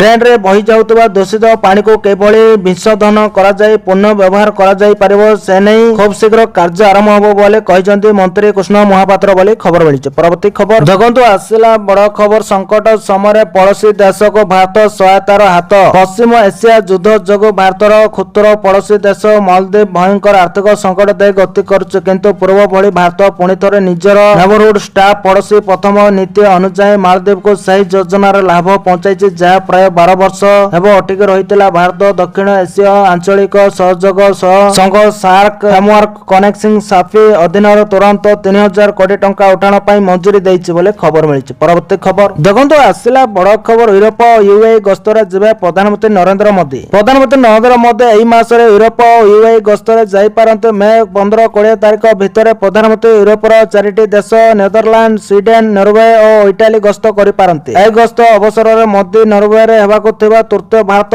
ନୌଡ଼ିକ ଶିଖର ସମ୍ମିଳନୀରେ ଭାଗ ନେଇପାରନ୍ତି। ୟୁରୋପ ଗସ୍ତ ପୂର୍ବରୁ କିମ୍ବା ପରେ ସ୍ୱଳ୍ପ ସମୟ ପାଇଁ ପ୍ରଧାନମନ୍ତ୍ରୀ ମୋଦି ସଂଯୁକ୍ତ ଆରବ ଏମିରେଟ୍ସ ୟୁଏଇରେ ରହଣି କରିପାରନ୍ତି। ମୋଦିଙ୍କ ୟୁରୋପ ଗସ୍ତରେ ବାଣିଜ୍ୟ ଓ ସୁରକ୍ଷା ସହଯୋଗ ଉପରେ ଆଲୋଚନା ହୋଇପାରେ। ୟୁକ୍ରେନ ଯୁଦ୍ଧ ଓ ପଶ୍ଚିମ ଏସିଆ ସଙ୍କଟ ନେଇ ମୋଦି ଏହି ଦେଶମାନଙ୍କ ସହିତ ଆଲୋଚନା କରିପାରନ୍ତି। ବିଶେଷ କରି ଆମେରିକା ଇରାନ ଯୁଦ୍ଧ ଯୋଗୁଁ ଶକ୍ତି ଓ ଯୋଗାଣ ଶୃଙ୍ଖଳରେ ଦେଖାଯାଇଥିବା ପ୍ରତିବନ୍ଧକ ଉପରେ ଆଲୋଚନା କରାଯାଇପାରେ ବୋଲି ଖବର ମିଳିଛି। ପରବର୍ତ୍ତୀ ଖବର ଦେଖନ୍ତୁ, ଆସିଲା ବଡ଼ ଖବର। ଇରାନଙ୍କ ଧମକକୁ ନେଇ ଟ୍ରମ୍ପ ଦେଲେ ବଡ଼ ବୟାନ। ଇରାନର ସର୍ବୋଚ୍ଚ ନେତା ମୋଜତବା ଖାମିନି ଗୁରୁବାର ଦିନ ଏକ ବିବୃତ୍ତି ଜାରି କରି କହିଛନ୍ତି ଯେ ଇରାନ ଏହାର ପରମାଣୁ ଏବଂ କ୍ଷେପଣାସ୍ତ୍ର କ୍ଷମତାକୁ ରକ୍ଷା କରିବ। ଏହା ପୂର୍ବରୁ ଇରାନ ଏକ ଧମକପୂର୍ଣ୍ଣ ବିବୃତ୍ତି ଜାରି କରି ଚେତାବନୀ ଦେଇଥିଲେ ଯେ ଯଦି ଏଥର ଆକ୍ରମଣ ହୁଏ ତେବେ ସେମାନେ ଏପରି କଠୋର ଜବାବ ଦେବେ ଯେ ଏହା ସେମାନଙ୍କର ଶତ୍ରୁମାନଙ୍କୁ ହୃଦୟତାଘାତ କରିବ। ପରବର୍ତ୍ତୀ ସମୟରେ ଇରାନ ଉପରେ ମନ୍ତବ୍ୟ ଦେଇ ଆମେରିକାର ରାଷ୍ଟ୍ରପତି ଡୋନାଲ୍ଡ ଟ୍ରମ୍ପ କହିଥିଲେ, ସୈନ୍ୟ କାର୍ଯ୍ୟାନୁଷ୍ଠାନ ସତ୍ତ୍ୱେ ଇରାନ ଏକ ଚୁକ୍ତିରେ ପହଞ୍ଚିବାକୁ ବେକୁଳ। ସେମାନଙ୍କର ନୌସେନା, ସେମାନଙ୍କର ବାୟୁସେନା ଏବଂ ପ୍ରାୟତଃ ସେମାନଙ୍କର ପାଖରେ ଥିବା ପ୍ରତ୍ୟେକ ପ୍ରକାରର ଉପକରଣ ନଷ୍ଟ ହୋଇଯାଇଛି। ସେମାନଙ୍କର ଡ୍ରୋନ୍ ନିର୍ମାଣ ସୁବିଧା ପ୍ରାୟ 82% ଅକ୍ଷମ। ସେମାନେ କୌଣସି ମୂଲ୍ୟରେ ଏକ ଚୁକ୍ତିରେ ପହଞ୍ଚିବାକୁ ଚାହାନ୍ତି ବୋଲି ଖବର ମିଳିଛି। ପରବର୍ତ୍ତୀ ଖବର ଦେଖନ୍ତୁ, ଆସିଲା ବଡ଼ ଖବର। ପେଟ୍ରୋଲ ଓ ଡିଜେଲର ମହଙ୍ଗା ମାଡ଼ରେ ସରକାର ଛେପା 100% ଇଥାନଲ ପାଇଁ ସଜବାଜ। ଦିନକୁ ଦିନ ମହଙ୍ଗା ହେଉଛି ପେଟ୍ରୋଲ ଓ ଡିଜେଲ, ଯାହାର ମୁକାବିଲା କରିପାରୁନାହାନ୍ତି ସରକାର, କାରଣ ବିଦେଶରୁ ଆମଦାନୀ ହେଉଥିବାରୁ ଏହାକୁ କଣ୍ଟ୍ରୋଲ କରିପାରୁନାହାନ୍ତି, ଯାହାର ପ୍ରଭାବ ସାଧାରଣ ଖାଉଟିଙ୍କ ଉପରେ ପଡୁଛି। ଆଉ ନାନା ଅସନ୍ତୋଷ ପ୍ରକାଶ ପାଉଛି। ମହଙ୍ଗା ମାଡ଼ରେ ଛେପା ହୋଇଥିବା ସରକାର ଏବେ 100% ଲାଗୁ କରିବା ପାଇଁ ସଜବାଜ ହେଉଛନ୍ତି। ଭାରତ ସରକାର ପେଟ୍ରୋଲରେ ଇଥାନଲର ମାତ୍ରା ଏବେ 20%ରୁ ବଢାଇ 100% କରିବା ଦିଗରେ ଆଗଉଛନ୍ତି। କେନ୍ଦ୍ରୀୟ ମୋଟର ଯାନ ନିୟମ 1999ରେ ସଂଶୋଧନର ଡ୍ରାଫ୍ଟ ନୋଟିଫିକେସନ 2026ରେ ଜାରି କରିଛନ୍ତି ବୋଲି ଖବର ମିଳିଛି। ପରବର୍ତ୍ତୀ ଖବର ଦେଖନ୍ତୁ, ଆସିଲା ବଡ଼ ଖବର। ପେଟ୍ରୋଲ ଓ ଡିଜେଲ ଦର 4ରୁ 5 ଟଙ୍କା ବଢିପାରେ। ଖାଉଟିଙ୍କ ଚିନ୍ତା ବଢାଇଲାଣି ପେଟ୍ରୋଲ ଓ ଡିଜେଲ ଦର, କାରଣ ସରକାର ପେଟ୍ରୋଲ ଓ ଡିଜେଲ 4ରୁ 5 ଟଙ୍କା ବଢାଇବାକୁ ଯାଉଛନ୍ତି। ଏଥିସହ ଘରେ ରନ୍ଧନ ଗ୍ୟାସ ଦର ମଧ୍ୟ ବଢିବ ବୋଲି ଜଣାପଡିଛି, ଯାହାକୁ ନେଇ ସାଧାରଣ ଖାଉଟିଙ୍କ ମଧ୍ୟରେ ଚିନ୍ତା ବଢି ଯାଇଛି। ବିଶ୍ୱ ବଜାରର ଔଷଧ ମଧ୍ୟ ତେଲ ଦର ବୃଦ୍ଧି ପାଇବାରେ ଲାଗିଛି, ଯାହାର ପ୍ରଭାବ ଭାରତରେ ପଡ଼ିଛି, ଯେଉଁଥିପାଇଁ କେନ୍ଦ୍ର ସରକାର ଇନ୍ଧନ ଓ ରନ୍ଧନ ଗ୍ୟାସ୍ ଦର ବୃଦ୍ଧି କରିବାର ସମ୍ଭାବନା ରହିଛି। ଏହା ଉପରେ ଚୂଡ଼ାନ୍ତ ନିଷ୍ପତ୍ତି ଖୁବ୍ ଶୀଘ୍ର ଆସିପାରେ ବୋଲି ଚର୍ଚ୍ଚା ହେଉଛି। ପେଟ୍ରୋଲ ଓ ଡିଜେଲ ଦର ପ୍ରାୟ 4 ରୁ 5 ଟଙ୍କା ଯାଏ ପ୍ରତି ଲିଟର ବଢ଼ିପାରେ। ଠିକ୍ ସେହିପରି ଘରୋଇ ରନ୍ଧନ ଗ୍ୟାସ୍ ସିଲିଣ୍ଡର ପିଛା ପ୍ରାୟ 40 ରୁ 50 ଟଙ୍କା ବୃଦ୍ଧି ହୋଇପାରେ। ଯଦି ଚର୍ଚ୍ଚା ହୁଏ ତ ସତ ହୁଏ ତ ତାହେଲେ ପ୍ରାୟ 4 ବର୍ଷ ମଧ୍ୟରେ ପେଟ୍ରୋଲ ଓ ଡିଜେଲ ଦରରେ ଏହା ପ୍ରଥମ ବୃଦ୍ଧି ହେବ। ପ୍ରସ୍ତାବିତ ଇନ୍ଧନ ଓ ତେଲ ଦର ବୃଦ୍ଧି ଉପରେ ନିଷ୍ପତ୍ତି ଆଗାମୀ 5 ରୁ 7 ଦିନ ମଧ୍ୟରେ ସରକାର ନେବାର ସମ୍ଭାବନା ଅଛି ବୋଲି ଖବର ମିଳିଛି। ପରବର୍ତ୍ତୀ ଖବର ଦେଖନ୍ତୁ, ଆସିଲା ବଡ଼ ଖବର। ଲେବାନନରେ ଅସ୍ତ୍ରବିରତି ସତ୍ତ୍ୱେ ଇସ୍ରାଏଲର ଆକ୍ରମଣ, 30 ମୃତ। ଲେବାନନରେ ଅସ୍ତ୍ରବିରତି ଘୋଷଣା ହେବା ସତ୍ତ୍ୱେ ମଧ୍ୟ ଇସ୍ରାଏଲ ନିଜର ଆକ୍ରମଣାତ୍ମକ ଅଭିମୁଖ୍ୟ ଜାରି ରଖିଛି। ଦକ୍ଷିଣ ଲେବାନନର ବିଭିନ୍ନ ଅଞ୍ଚଳରେ ଇସ୍ରାଏଲ ପକ୍ଷରୁ କରାଯାଇଥିବା ସାମ୍ପ୍ରତିକ ଏୟାର ଷ୍ଟ୍ରାଇକରେ ଅତିକ୍ରମ 30 ଜଣଙ୍କ ମୃତ୍ୟୁ ହୋଇଥିବା ସୂଚନା ମିଳିଛି। ଏହି ଘଟଣା ପରେ ସମଗ୍ର ଅଞ୍ଚଳରେ ପୁଣିଥରେ ଭୟ ଓ ଅସ୍ଥିରତା ଖେଳି ଯାଇଛି। ଲେବାନନ ସରକାର ଏହି ଘଟଣାକୁ ନେଇ କଡ଼ା ପ୍ରତିକ୍ରିୟା ପ୍ରକାଶ କରିଛନ୍ତି। ସରକାରଙ୍କ ପକ୍ଷରୁ କୁହାଯାଇଛି, ଇସ୍ରାଏଲ ଅନ୍ତର୍ଜାତୀୟ ସ୍ତରରେ ହୋଇଥିବା ଅସ୍ତ୍ରବିରତି ଚୁକ୍ତିକୁ ବାରମ୍ବାର ଉଲ୍ଲଂଘନ କରୁଛି। କେବଳ ଆକ୍ରମଣ ନୁହେଁ, ବରଂ ଇସ୍ରାଏଲ ସେନା ପକ୍ଷରୁ ସ୍ଥାନୀୟ ବାସିନ୍ଦାଙ୍କୁ ମଧ୍ୟ କ୍ରମାଗତ ଭାବେ ଧମକ ଦିଆଯାଉଛି, ଯାହା ସ୍ଥିତିକୁ ଅଧିକ ଜଟିଳ କରିଛି ବୋଲି ଖବର ମିଳିଛି। ପରବର୍ତ୍ତୀ ଖବର ଦେଖନ୍ତୁ, ଆସିଲା ବଡ଼ ଖୁସି ଖବର। ସରକାରୀ କର୍ମଚାରୀଙ୍କ ପାଇଁ ବଡ଼ ଖବର, 4 ଗୁଣା ଦରମା ବୃଦ୍ଧି ପାଇଁ ଦାବି। ଆଜିକାଲି ସାରା ଦେଶରେ ଅଷ୍ଟମ ବେତନ କମିଶନ ସମ୍ପର୍କରେ ଆଲୋଚନା ଜୋର ଧରିଛି। ବିଭିନ୍ନ କର୍ମଚାରୀ ସଂଗଠନ କେନ୍ଦ୍ର ସରକାରଙ୍କ ଠାରୁ ଦରମା ଭତ୍ତା ଏବଂ ଅନ୍ୟାନ୍ୟ ପ୍ରମୁଖ ସଂସ୍କାରରେ ପରିବର୍ତ୍ତନ ଦାବି କରୁଛନ୍ତି। ବିଭିନ୍ନ ସଂଗଠନ ଦ୍ୱାରା ସରକାରକୁ ବିଭିନ୍ନ ପରାମର୍ଶ ମଧ୍ୟ ପ୍ରଦାନ କରାଯାଇଛି। ଯଦି ଏହି ପ୍ରସ୍ତାବ ଗୁଡ଼ିକୁ ସରକାରୀ ଅନୁମୋଦନ ମିଳେ, ତେବେ ଏହା ଗତ କିଛି ବର୍ଷ ମଧ୍ୟରେ ସରକାରୀ କର୍ମଚାରୀଙ୍କ ଦରମା ଗଠନରେ ସବୁଠାରୁ ଗୁରୁତ୍ୱପୂର୍ଣ୍ଣ ପରିବର୍ତ୍ତନ ହୋଇପାରେ। କେନ୍ଦ୍ର ଶାସିତ ଅଞ୍ଚଳ ଗୁଡ଼ିକର ସରକାରୀ ଶିକ୍ଷକମାନଙ୍କର ଏକ ସଂଗଠନ ପ୍ରଗତିଶୀଳ ଶିକ୍ଷକ ନିୟମ ମଞ୍ଚ ଦରମା ଏବଂ ଭତ୍ତାର ସମ୍ପୂର୍ଣ୍ଣ ବ୍ୟବସ୍ଥାର ସମ୍ପୂର୍ଣ୍ଣ ସଂସ୍କାର ଦାବି କରିଛି। ସଂଗଠନ ଏହାର ପ୍ରସ୍ତାବରେ କହିଛି ଯେ ସ୍ତର 1 କର୍ମଚାରୀଙ୍କ ପାଇଁ ସର୍ବନିମ୍ନ ମୌଳିକ ଦରମା 50,000 ଟଙ୍କାରୁ 60,000 ଟଙ୍କା ମଧ୍ୟରେ ବୃଦ୍ଧି କରାଯିବା ଉଚିତ। ଏହା ବର୍ତ୍ତମାନ ସପ୍ତମ ବେତନ କମିଶନ ଅଧୀନରେ ପ୍ରଦାନ କରାଯାଇଥିବା ମୌଳିକ ଦରମା 18,000 ଟଙ୍କା ତୁଳନାରେ ଯଥେଷ୍ଟ ଅଧିକ ବୋଲି ଖବର ମିଳିଛି। ପରବର୍ତ୍ତୀ ଖବର ଦେଖନ୍ତୁ, ଆସିଲା ବଡ଼ ଖବର। ଆମେରିକା ଭାରତକୁ ଫେରାଇଲା 657 ଅମୂଲ୍ୟ ବସ୍ତୁ। ଯୁକ୍ତରାଷ୍ଟ୍ର ଆମେରିକା ପ୍ରାୟ 14 ନିୟୁତ ଡଲାର ମୂଲ୍ୟର 657ଟି ପ୍ରାଚୀନ ସାମଗ୍ରୀ ଭାରତକୁ ଫେରାଇ ଦେଇଛି। ଏହା କହି ଯେ ଚୋରି ହୋଇଥିବା କଳାକୃତିକୁ ଉଦ୍ଧାର କରିବା ପାଇଁ ଆହୁରି କାମ ବାକି ଅଛି। ମାନହାଟନ ଜିଲ୍ଲା ଓକିଲ ଆଲଭିନୋ ବ୍ରାଙ୍କ୍ ମଙ୍ଗଳବାର ଫେରସ୍ତ ଘୋଷଣା କରିଛନ୍ତି। କଳାକୃତି ବ୍ୟବସାୟୀ ସୁଭାଷ କପୁର ଏବଂ ଦୋଷୀ ଚୋରାଚାଲାଣକାରୀ ନାନସି ୱିନରଙ୍କ ସହ ଜଡ଼ିତ ଚୋରାଚାଲାଣ ନେଟୱାର୍କ ସମ୍ପର୍କରେ ବହୁ ତଦନ୍ତ ପରେ ଏହି କଳାକୃତିମ ଗୁଡ଼ିକ ଉଦ୍ଧାର କରାଯାଇଛି ବୋଲି ଖବର ମିଳିଛି। ପରବର୍ତ୍ତୀ ଖବର ଦେଖନ୍ତୁ, ଆସିଲା ବଡ଼ ଖୁସି ଖବର। ବିନା ଗ୍ୟାରେଣ୍ଟିରେ ମିଳିବ ଲୋନ୍। ପଶ୍ଚିମ ଏସିଆରେ ଜାରି ରହିଥିବା ଯୁଦ୍ଧ ଏବଂ ବିଶ୍ୱସ୍ତରୀୟ ଭୂ ରାଜନୈତିକ ଅସ୍ଥିରତା ମଧ୍ୟରେ ଦେଶର ବ୍ୟବସାୟିକ କ୍ଷେତ୍ରକୁ ଆର୍ଥିକ ସଙ୍କଟରୁ ରକ୍ଷା କରିବା ପାଇଁ କେନ୍ଦ୍ର ସରକାର ଏକ ବଡ଼ ପଦକ୍ଷେପ ନେବାକୁ ଯାଉଛନ୍ତି। ଅର୍ଥ ମନ୍ତ୍ରଣାଳୟ ପକ୍ଷରୁ 2.5 ଲକ୍ଷ କୋଟି ଟଙ୍କାର ଏକ କ୍ରେଡିଟ୍ ଗ୍ୟାରେଣ୍ଟି ଯୋଜନା ପାଇଁ କ୍ୟାବିନେଟ୍ ନୋଟ୍ ପ୍ରସ୍ତୁତ କରାଯାଇଛି। ଏହି ଯୋଜନା ବିଶେଷ କରି ସୂକ୍ଷ୍ମ କ୍ଷୁଦ୍ର ଓ ମଧ୍ୟମ ଉଦ୍ୟୋଗ MSME ଏବଂ ବିମାନ ଚଳାଚଳ ଏଭିଏସନ କ୍ଷେତ୍ରକୁ ସହାୟତା କରିବ। ସରକାରୀ ସୂତ୍ରରୁ ମିଳିଥିବା ସୂଚନା ଅନୁଯାୟୀ ଅର୍ଥ ମନ୍ତ୍ରଣାଳୟର ବ୍ୟୟ ଅର୍ଥ ସମିତି EFC ଏହି ପ୍ରସ୍ତାବକୁ ପୂର୍ବରୁ ହିଁ ସବୁଜ ସଂକେତ ଦେଇସାରିଛି। ବିଭିନ୍ନ ମନ୍ତ୍ରଣାଳୟ ମଧ୍ୟରେ ଏନେଇ ଆଲୋଚନା ଶେଷ ହୋଇଥିବା ବେଳେ ଖୁବ୍ ଶୀଘ୍ର କେନ୍ଦ୍ର କ୍ୟାବିନେଟ୍ ଏହା ଉପରେ ଚୂଡ଼ାନ୍ତ ମୋହର ମାରିବାର ସମ୍ଭାବନା ରହିଛି ବୋଲି ଖବର ମିଳିଛି। ପରବର୍ତ୍ତୀ ଖବର ଦେଖନ୍ତୁ, ଆସିଲା ବଡ଼ ଖବର। କାଶ୍ମୀର ଲୋକଙ୍କ ପରିଚୟ ଖତମ କରୁଛି ଭାରତ। ପାକିସ୍ତାନ ନିଜ ଦେଶକୁ ସମ୍ଭାଳି ପାରୁନି। ଆଫଗାନିସ୍ତାନ ଓ ବେଲୁଚିସ୍ତାନ ପ୍ରତିଦିନ ଆକ୍ରମଣ କରୁଛି, ସେମାନଙ୍କ ବିରୋଧରେ ମୁକାବିଲା କରିପାରୁନାହିଁ। ହେଲେ ଭାରତ ବିରୋଧରେ ପ୍ରତିଦିନ ବିଷ ଓଗାଳିବାରେ ଲାଗିଛି। ପାକିସ୍ତାନ ଆଜି ପୁଣି ଥରେ ଭାରତ କାଶ୍ମୀରକୁ ନେଇ ବିବାଦୀୟ ବୟାନ ଦେଇଛି। ପାକିସ୍ତାନର ବୈଦେଶିକ ମନ୍ତ୍ରଣାଳୟ ପ୍ରବକ୍ତା କହିଛନ୍ତି, ଭାରତ କାଶ୍ମୀରରେ ବସବାସ କରୁଥିବା ଲୋକଙ୍କ ପରିଚୟ ଶେଷ କରିଛି। ପାକିସ୍ତାନ ବିଦେଶ ମନ୍ତ୍ରଣାଳୟର ପ୍ରବକ୍ତା ତାହିର ଆଦ୍ରାବି କହିଛନ୍ତି, କାଶ୍ମୀରରେ ଭାରତର ହସ୍ତକ୍ଷେପ ଲଗାତାର ବଢୁଛି ଆଉ ସ୍ଥାନୀୟ ମୁସଲମାନ ମାନଙ୍କ ପରିଚୟକୁ ଶେଷ କରାଯାଉଛି। ଇରାନ ଯୁଦ୍ଧ ଯୋଗୁଁ ଏହା ଉପରେ ଦୁନିଆର ଧ୍ୟାନ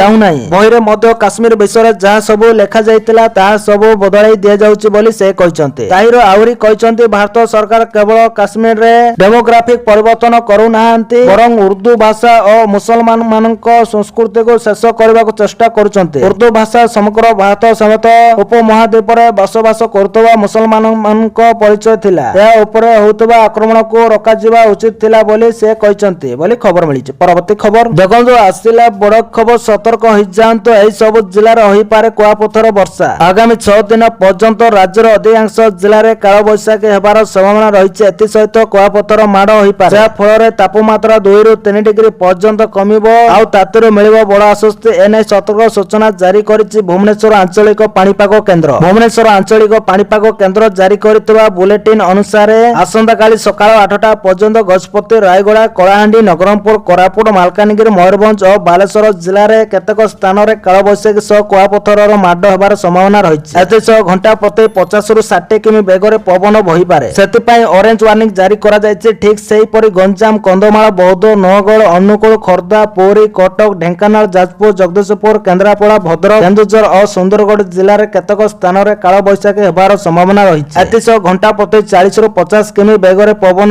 ବହିପାରେ। ସେଥିପାଇଁ ୟେଲୋ ୱାର୍ଣ୍ଣିଂ ଜାରି କରାଯାଇଛି ବୋଲି ଖବର ମିଳିଛି। ପରବର୍ତ୍ତୀ ଖବର ଦେଖନ୍ତୁ, ଆସିଲା ବଡ଼ ଖୁସି ଖବର। ଏହି ଯୋଜନାରେ ମାସକୁ ମିଳିବ 1500 ଟଙ୍କା। କେନ୍ଦ୍ର ଏବଂ ରାଜ୍ୟ ସରକାର ମହିଳାମାନଙ୍କୁ ସଶକ୍ତ କରିବା ପାଇଁ ବିଭିନ୍ନ ଯୋଜନା ଚଳାନ୍ତି। ଏହି ଯୋଜନା ମଧ୍ୟରୁ ଗୋଟିଏ ହେଉଛି ଗୃହ ଆଧାର ଯୋଜନା। ଏହି ଯୋଜନା ମହିଳାମାନଙ୍କୁ ଆର୍ଥିକ ଭାବରେ ସଶକ୍ତ କରିବାରେ ସାହାଯ୍ୟ କରେ। ତେବେ ଗୋଆ ସରକାର ଘରେ ମହିଳାମାନଙ୍କୁ ସଶକ୍ତ କରିବା ପାଇଁ ଅନେକ ପଦକ୍ଷେପ ନେଇଛନ୍ତି। ଏହି ଯୋଜନାରେ ପ୍ରତି ମାସରେ 1500 ଟଙ୍କା ଆର୍ଥିକ ସହାୟତା ପ୍ରଦାନ କରାଯାଏ। କିନ୍ତୁ କିଛି ମହିଳାଙ୍କୁ ସମୟ ମଧ୍ୟରେ ଟଙ୍କା ପାଉନଥିଲେ। ଏହି ସମସ୍ୟାର ସମାଧାନ କରି ମୁଖ୍ୟମନ୍ତ୍ରୀ ପ୍ରମୋଦ ସାୱନ୍ତ ଘୋଷଣା କରିଛନ୍ତି ଯେ ସମସ୍ତ ଯୋଗ୍ୟ ମହିଳା ଏବେ ପ୍ରତି ମାସ 10 ତାରିଖରେ ସେମାନଙ୍କ ଆକାଉଣ୍ଟରେ 1500 ଟଙ୍କା ପାଇବେ ବୋଲି ଖବର ମିଳିଛି। ପରବର୍ତ୍ତୀ ଖବର ଦେଖନ୍ତୁ, ଆସିଲା ବଡ଼ ଖବର। ସୁଧୁରିବ ଭାରତ ଚୀନ ସମ୍ପର୍କ। ବ୍ରିକ୍ସ ସମ୍ମିଳନୀ ପାଇଁ ଭାରତ ଆସିପାରନ୍ତି ସି ଜିନପିଙ୍ଗ। 2020 ଗାଲୱାନ ସଂଘର୍ଷ ପରଠାରୁ ଭାରତ ଓ ଚୀନ ମଧ୍ୟରେ ଜାରି ରହିଥିବା ରାଜନୈତିକ ଅସ୍ଥିରତା ଏବେ ଧୀରେ ଧୀରେ ହ୍ରାସ ପାଇବାରେ ଲାଗିଛି। କୂଟନୈତିକ ଗତିଶୀଳତା ଏବଂ ଉଚ୍ଚସ୍ତରୀୟ ଆଲୋଚନା ଏକ ସକାରାତ୍ମକ ସଂକେତ ଦେଉଛି ଯେ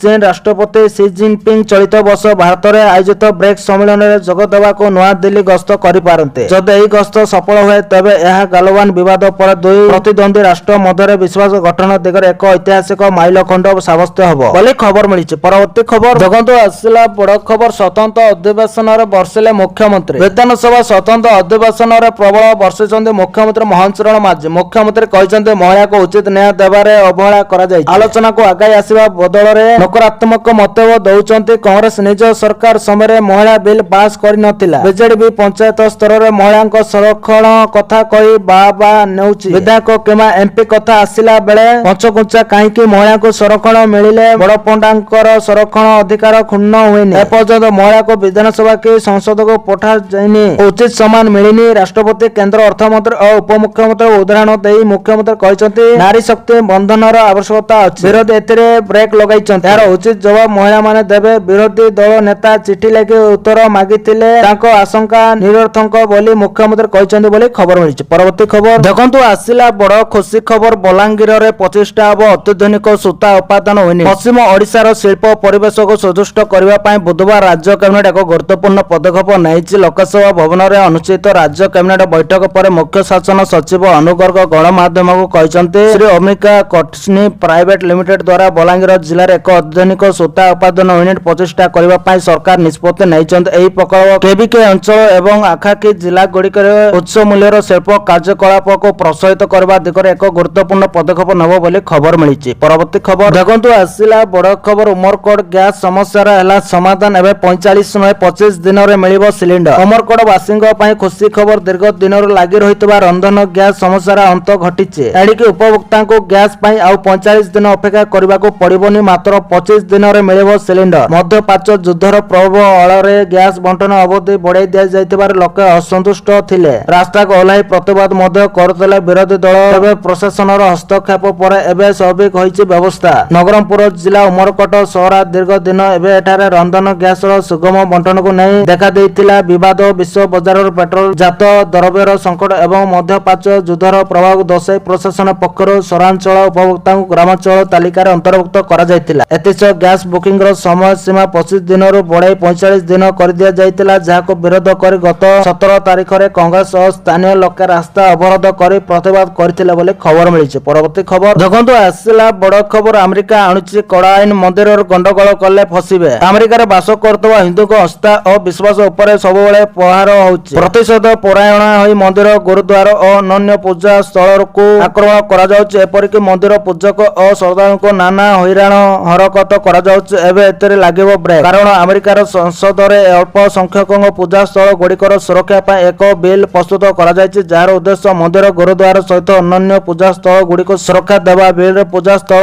ଚାରିପାଖରେ 100 ଫୁଟର ବଫର ଜୋନ୍ ତିଆରି କରିବା ପ୍ରସ୍ତାବ ରହିଛି। ସେହି ଅଞ୍ଚଳ ଭିତରେ କୌଣସି ପ୍ରକାର ଉପୁଣନ କିମ୍ବା ଧମକ ଚମକ ଦିଆଗଲେ ଅପରାଧ ଭାବେ ଗଣାଯିବ ବୋଲି ଖବର ମିଳିଛି। ପରବର୍ତ୍ତୀ ଖବର ଦେଖନ୍ତୁ, ଆସିଲା ବଡ ଖବର। ଇରାନକୁ ମିଳିଲା ରୁଷର ସାଥ। ଇରାନର ବୈଦେଶିକ ମନ୍ତ୍ରୀ ଆବାସ ଆରାକଚିଙ୍କ ସହ ଏକ ସାକ୍ଷାତ ସମୟରେ ରୁଷ ରାଷ୍ଟ୍ରପତି ଭ୍ଲାଦିମିର ପୁତିନ ଇରାନର ସର୍ବୋଚ୍ଚ ନେତା ଆୟତୋଲା ସୟଦ ମୋଜତବା ଖମେନୀଙ୍କୁ ତାଙ୍କର ଶୁଭକାମନା ଏବଂ ସୁସ୍ଥତା ପାଇଁ ଆଶା ପ୍ରକାଶ କରିଛନ୍ତି। ଏହି ବିବୃତ୍ତି ଏପରି ଏକ ସମୟରେ ଆସିଛି ଯେତେବେଳେ ଖାମେନୀ ଗୁରୁତର ଆହତ ହୋଇଥିବା ରିପୋର୍ଟ ପ୍ରକାଶ ପାଉଥିଲା। ସେଣ୍ଟ ପିଟର୍ସବର୍ଗରେ ଅନୁଷ୍ଠିତ ଏହି ବୈଠକରେ ପୁତିନ କହିଥିଲେ ଯେ ସେ ଇସଲାମିକ ବିପ୍ଳବର ନେତାଙ୍କ ଠାରୁ ଏକ ବାର୍ତ୍ତା ପାଇଛନ୍ତି। ସେ ଆଶା ପ୍ରକାଶ କରିଥିଲେ ଯେ ଇରାନୀ ଲୋକମାନେ ଏହି କଠିନ ପର୍ଯ୍ୟାୟ ଅତିକ୍ରମ କରିବେ ଏବଂ ଦେଶରେ ଶୀଘ୍ର ଶାନ୍ତି ପୁନଃସ୍ଥାପିତ ହେବ ବୋଲି ଖବର ମିଳିଛି। ପରବର୍ତ୍ତୀ ଖବର ଦେଖନ୍ତୁ, ଆସିଲା ବଡ ଖବର। କୋଇଲା ଖଣି ଜମି ଅଧିଗ୍ରହଣରେ ବିସ୍ଥାପିତଙ୍କ ପୁନର୍ବାସକୁ ଗୁରୁତ୍ୱ, ଶୀଘ୍ର ନୂଆ ନୀତି। କୋଇଲା ଖଣି ଅଞ୍ଚଳରେ ଜମି ଅଧିଗ୍ରହଣ ପ୍ରକ୍ରିୟାରେ ସାଧାରଣ ଲୋକଙ୍କ ପୁନର୍ବାସ ଓ ଥଇଥାନ ସୁନିଶ୍ଚିତ କରିବାକୁ ରାଜସ୍ୱ ମନ୍ତ୍ରୀଙ୍କ ନିର୍ଦ୍ଦେଶ।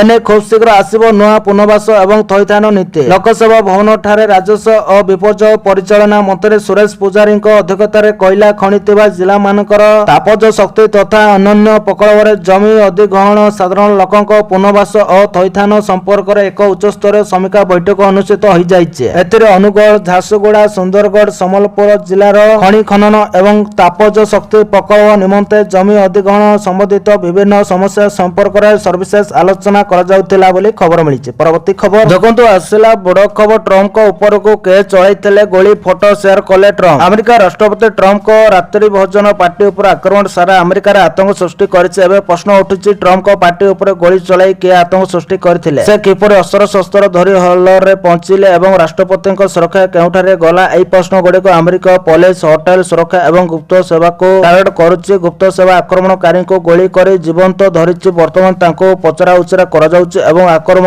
କାରଣ ପଚରା ଯାଉଛି। ଆକ୍ରମଣକାରୀଙ୍କ ନାମ କଲ୍ ଥମାସ ଆଲେନ ଏବଂ ତାଙ୍କୁ 31 ବର୍ଷ ବୟସ। ସେ କାଲିଫର୍ଣ୍ଣିଆର ଲରାନ୍ସର ବାସିନ୍ଦା। ସେ ଏକ ବନ୍ଧୁକରୁ 8 ରୁ 9 ରାଉଣ୍ଡ ଗୁଳି ଚଳାଇଥିଲେ। ସେ ଖାଦ୍ୟ ଏବଂ ପାନୀୟ ସହିତ ଅସ୍ତ୍ର ସହିତ ପାର୍ଟି ହଲରେ ପହଞ୍ଚିଥିଲେ। ସେ ଟେବୁଲ ପାଖରେ ବନ୍ଧୁକକୁ ଏକାଠି କରି ଗୁଳି ଚଳାଇଥିଲେ। ଯେତେବେଳେ ସିକ୍ରେଟ ସର୍ଭିସ ଏଜେଣ୍ଟ ତାକୁ ଧରିବାକୁ ଚେଷ୍ଟା କଲେ, ସେ ତାଙ୍କୁ ମଧ୍ୟ ଆକ୍ରମଣ କରୁଥିଲେ। ଏହି ସମୟ ମଧ୍ୟରେ ଗୋଟିଏ ଗୁଳି ଚଳାଇବା ପରେ ଆକ୍ରମଣକାରୀ ଧରା ପଡିଥିଲା ବୋଲି ଖବର ମିଳିଛି। ପରବର୍ତ୍ତୀ ଖବର ଦେଖନ୍ତୁ, ଆସିଲା ବଡ ଖୁସି ଖବର। ଗ୍ରାମୀଣ ବିକାଶରେ ଯୋଡି ହେଲା ନୂଆ ଅଧ୍ୟାୟ। ରାଜ୍ୟର ଗ୍ରାମାଞ୍ଚଳ ଗମନାଗମନ ବ୍ୟବସ୍ଥାକୁ ସୁଦୃଢ କରିବା ଲକ୍ଷ୍ୟରେ ଆଜି ଓଡ଼ିଶାରେ ପ୍ରଧାନମନ୍ତ୍ରୀ ଗ୍ରାମ୍ୟ ସଡକ ଯୋଜନାର ଚତୁର୍ଥ ପର୍ଯ୍ୟାୟର ଶୁଭାରମ୍ଭ ହୋଇଯାଇଛି। ରାୟଗଡା ଠାରେ ଆୟୋଜିତ ଏକ ସ୍ୱତନ୍ତ୍ର କାର୍ଯ୍ୟକ୍ରମରେ ମୁଖ୍ୟମନ୍ତ୍ରୀ ମୋହନ ଚରଣ ମାଝୀ ଏବଂ କେନ୍ଦ୍ର କୃଷି ତଥା ଗ୍ରାମ୍ୟ ଉନ୍ନୟନ ମନ୍ତ୍ରୀ ଶିବରାଜ ସିଂ ଚୌହାନଙ୍କ ଉପସ୍ଥିତିରେ ଏହି ପ୍ରକଳ୍ପର ଶୁଭାରମ୍ଭ କରାଯାଇଛି। ଓଡ଼ିଶାର 8ଟି ଜିଲ୍ଲା ପାଇଁ ପ୍ରାୟ 1700 କୋଟି ଟଙ୍କାରୁ ଅଧିକ ବ୍ୟୟ ବରାଦ କରାଯିବ। ଏଥିରେ 898ଟି ଗାଁରେ 1702 କିଲୋମିଟରର ପକ୍କା ରାସ୍ତା ନିର୍ମାଣ କରାଯିବ। ଏହା ବ୍ୟତୀତ ମୁଖ୍ୟମନ୍ତ୍ରୀ ରାୟଗଡା ଜିଲ୍ଲା ପାଇଁ ଅନେକ ନୂତନ ସଡକ ପ୍ରକଳ୍ପ ଘୋଷଣା କରିବା ସହ ଏକାଧିକ ପାନୀୟ ଜଳ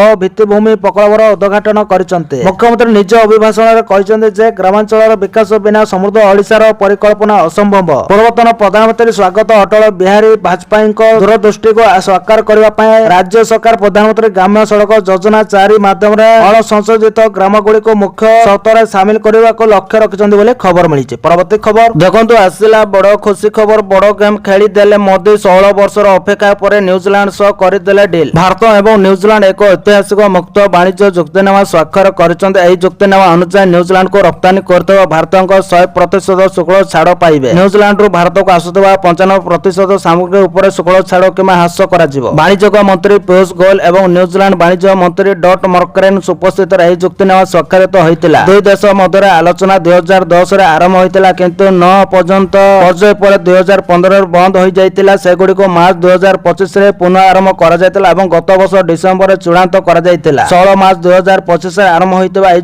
ମୁକ୍ତ ବାଣିଜ୍ୟ ଚୁକ୍ତିନାମା FTA ଶେଷ ହେବାକୁ ଏକ ରେକର୍ଡ 9 ମାସ ସମୟ ନେଇଥିଲା, ଯାହା ଦୁଇ ଦେଶ ମଧ୍ୟରେ ଆର୍ଥିକ ସମ୍ପର୍କରେ ଏକ ନୂତନ ଅଧ୍ୟାୟ ସୃଷ୍ଟି କରିଥିଲା। ଏହି ଚୁକ୍ତିନାମା ଅନୁଯାୟୀ ଭାରତ ସମସ୍ତ ଶୁଳ୍କ ଉତ୍ପାଦ ଉପରେ ତୁରନ୍ତ 100% ଶୁଳ୍କ ମୁକ୍ତ ପ୍ରବେଶ ପାଇବ। ଏହା ନ୍ୟୁଜିଲାଣ୍ଡ ବର୍ତ୍ତମାନ ଭାରତରୁ ରପ୍ତାନି ହେଉଥିବା ପ୍ରାୟ 450 ଶୁଳ୍କ ଉତ୍ପାଦ ଉପରେ ଲାଗୁ କରୁଥିବା 10% ଶୁଳ୍କ ତୁଳନାରେ କମ୍। ଏଥିରେ କପଡ଼ା ଏବଂ ପୋଷାକ ଉତ୍ପାଦ, ଚମଡ଼ା ଏବଂ ଟୋପି, ମାଟି ସାମଗ୍ରୀ, କର୍ପଟ ଏବଂ ଯାନବାହନର ଅଂଶ ଅନ୍ତର୍ଭୁକ୍ତ ବୋଲି ଖବର ମିଳିଛି। ପରବର୍ତ୍ତୀ ଖବର ଦେଖନ୍ତୁ, ଆସିଲା ବଡ ଖବର। 1.5 ଘଣ୍ଟା ଧରି କଥାବାର୍ତ୍ତା ହେଲେ ପୁତିନ ଟ୍ରମ୍ପ। ଗତକାଲି ଆମେରିକା ରାଷ୍ଟ୍ରପତି ଡୋନାଲ୍ଡ ଟ୍ରମ୍ପ ଏବଂ ରୁଷ ରାଷ୍ଟ୍ରପତି ଭ୍ଲାଦିମିର ପୁତିନ ଦୀର୍ଘ ସମୟ ଧରି ଟେଲିଫୋନ ଯୋଗେ ପରସ୍ପର ସହ କଥାବାର୍ତ୍ତା ହୋଇଥିଲେ। ଆଲୋଚନାରେ ୟୁକ୍ରେନରେ ଚାଲିଥିବା ସଂଘର୍ଷ ବନ୍ଦ କରିବା ଏବଂ ଇରାନ ସହିତ ଉତ୍ତେଜନା ହ୍ରାସ କରିବା ଉପରେ ଗୁରୁତ୍ୱ ଦିଆଯାଇଥିଲା। ରାଷ୍ଟ୍ରପତି ଟ୍ରମ୍ପ ଏହି ଆଲୋଚନାକୁ ବହୁତ ଭଲ ଏବଂ ଅର୍ଥପୂର୍ଣ୍ଣ ବୋଲି ବର୍ଣ୍ଣନା କରିଥିଲେ। ଗଣମାଧ୍ୟମକୁ ପ୍ରତିକ୍ରିୟା ଦେଇ ଟ୍ରମ୍ପ ପ୍ରକାଶ କରିଥିଲେ ଯେ ସେ ପୁତିନଙ୍କୁ ୟୁକ୍ରେନ ବିବାଦରେ ଏକ ଅସ୍ଥାୟୀ ଯୁଦ୍ଧବିରତି ପ୍ରସ୍ତାବ ଦେଇଥିଲେ। ଟ୍ରମ୍ପ କହିଥିଲେ, ମୁଁ ଭାବୁଛି ପୁତିନ ଏହା କରିପାରିବେ। ପୁତିନଙ୍କ ସହ ତାଙ୍କ ସମ୍ପର୍କ ଉପରେ ଗୁରୁତ୍ୱାରୋପ କରି ଟ୍ରମ୍ପ ଉଲ୍ଲେଖ କରିଥିଲେ ଯେ ସେମାନେ ପରସ୍ପରକୁ ବହୁତ ଦିନ ଧରି ଜାଣନ୍ତି, ଯାହା ଏକ କୂଟନୈତିକ ସମାଧାନ ଖୋଜିବାରେ ସହାୟକ ହୋଇପାରେ ବୋଲି ଖବର ମିଳିଛି। ପରବର୍ତ୍ତୀ ଖବର ଦେଖନ୍ତୁ, ଆସିଲା ବଡ଼ ଖୁସି ଖବର। ନୂଆ ରୂପରେ ଆସିବ ମେଟ୍ରୋ। ନଗର ଉନ୍ନୟନ ମନ୍ତ୍ରୀ କୃଷ୍ଣ ଚନ୍ଦ୍ର ମହାପାତ୍ରଙ୍କ ସୂଚନା। ନୂଆ ରୂପରେ ଆସିବ ମେଟ୍ରୋ, ଏନେଇ ସୂଚନା ଦେଇଛନ୍ତି ନଗର ଉନ୍ନୟନ ମନ୍ତ୍ରୀ କୃଷ୍ଣ ଚନ୍ଦ୍ର ମହାପାତ୍ର। ମେଟ୍ରୋର ଆବଶ୍ୟକତା ରହିଛି କେବଳ ଭୁବନେଶ୍ୱରରେ ଏହି ପରିକଳ୍ପନା ନୁହେଁ, ବରଂ ପୁରୀ, ଭୁବନେଶ୍ୱର ଓ କଟକକୁ ନେଇ ଟାଇ ସିଟିର ପରିକଳ୍ପନା କରିଥିବା କହିଛନ୍ତି। ଆଗାମୀ ଦିନରେ ଭୁବନେଶ୍ୱର, ପୁରୀ, କଟକ ଓ ପାରାଦୀପ ଇକୋନୋମିକାଲ ରିଜନ ହେବ। ଏଥିରେ ସବୁ ପ୍ରକାର ଇକୋନୋମିକ ଗ୍ରୋଥ ହେବା। ମେଟ୍ରୋ ଯିବା ପୂର୍ବରୁ ଟାଉନରେ ପ୍ଲାନିଂ ହୋଇନଥିଲା। 24 ବର୍ଷ ସରକାରରେ ଥିଲେ ଟାଉନ ପ୍ଲାନିଂ ସ୍ଥିତି ଅଛି କି ବୋଲି ପ୍ରଶ୍ନ କରିଛନ୍ତି। ଭୁବନେଶ୍ୱର ସହରରେ ଆଜି କାହିଁକି ଏ ପରିସ୍ଥିତି ଦାୟୀ କିଏ ବୋଲି ପଚାରିଛନ୍ତି। ଆମେ ମେଟ୍ରୋ ବିରୋଧରେ ନାହୁଁ, ମେଟ୍ରୋ କରିବାକୁ ଆମ ସରକାର ଚାହୁଥିବା କହିଛନ୍ତି ମନ୍ତ୍ରୀ। ମେଟ୍ରୋକୁ ଆମେ ବନ୍ଦ କରୁନାହୁଁ। ମେଟ୍ରୋ ପାଇଁ ଯାହା ପ୍ରକ୍ରିୟା ଦରକାର ତାହା ଚାଲିଛି। ରାସ୍ତା ନ କରି ମେଟ୍ରୋ କଲେ ଟେଷ୍ଟିଂ ସମୟରେ ଲକ୍ଷେ ହସ୍ତସଂସ୍ଥ ହେଉଥିଲେ। ବର୍ଷ ବର୍ଷ ଧରି କାମ